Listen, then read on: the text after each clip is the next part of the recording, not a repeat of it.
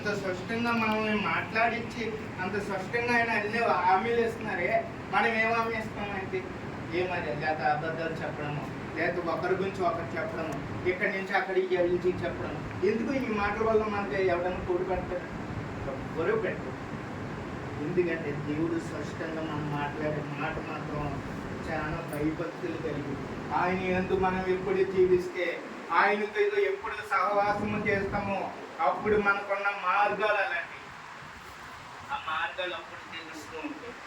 ఆయన మార్గాలు అప్పుడు స్పష్టంగా మనకి అనేక ద్వారాలు, 6 ద్వారాలు మూసిపోయిన 7వ ద్వారం మనకి ఎందుకు ఉందో తెలుసుకొని మనము నీతిగా ఉన్నాం కాబట్టి, మనం నీతిగా ఉన్నాం కాబట్టి ఈ రోజున ఆ ద్వారంలో జరిగే కార్యాలు మనం చెప్పుకోలేము, అయ్యి మనం చూడలేము.